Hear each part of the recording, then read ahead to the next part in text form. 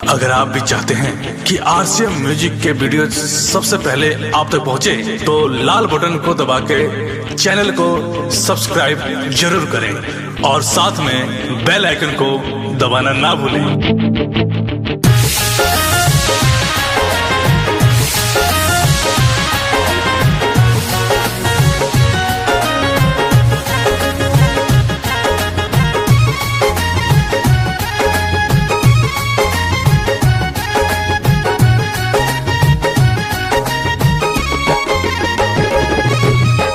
सुतलो पाओ करना मिलत हुई चैन हो, हरे घड़ी हमारे ला हुई बेचैन हो।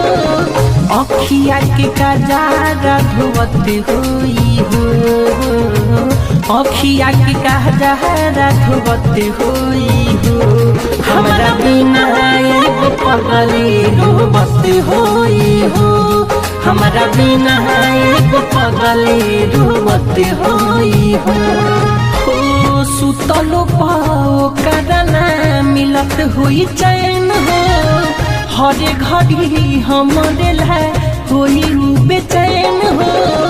अखिया के कजारा धोवत हुई हो रे, अखिया के कजारा धोवत हुई हो।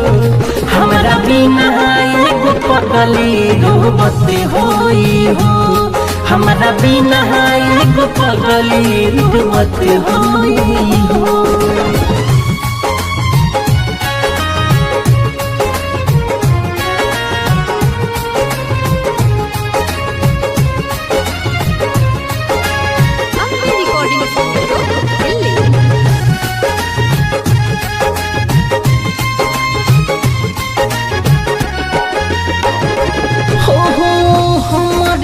देखे हरदम खिड़की के छेद से हाथ कटले रहे हमरे चलते ब्लेड से। हो हमरे के देखे हरदम खिड़की के छेद से हाथ कटले रहे हमरे चलते ब्लेड से। हाथ कटले रहे हमरे चलते ब्लेड से। कैसे निकाल पाई हमारा के मन से, हमरे से प्यार करे ले बचपन से। गम के मोटारी ढोवत होई हो रे, गम के मोटारी ढोवत होई हो। हमारा बिना एगो पगली रोवत होई हो, हमारा बिना एगो पगली रोवत होई हो।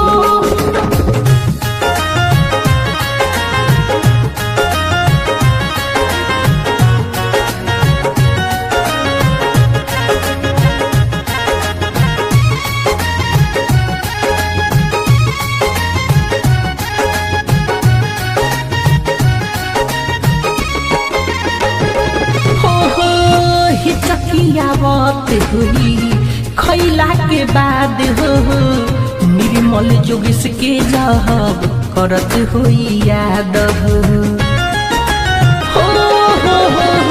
हिचकियावत हुई खैला के बाद हो, निर्मल जोगेश के जब करत हुई याद हो। निर्मल जोगेश के जब करत हुई याद हो।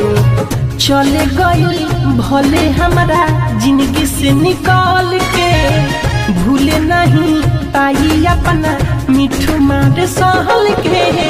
दिनों राती रही आज हती होई हो, दिनों राती रही आज हती होई हो। हमारा बिना एगो पगली रोवत होई हो, हमारा बिना एगो पगली रोवत होई हो। सुतलो पाओ करना मिलत हुई चैन हो, हरे घड़ी हमारे ला होई बेचैन हो। अखिया के कजारा धोवत हुई हो रे, अखिया के कजारा धोवत हुई हो। हमारा बिना एगो पगली रोवत हो। हमारा बिना एगो पगली मत होई हो। डाउनलोड कीजिए RCM music official app play store से। RCM म्यूजिक के सारे ऑडियो वीडियो डाउनलोड करने के लिए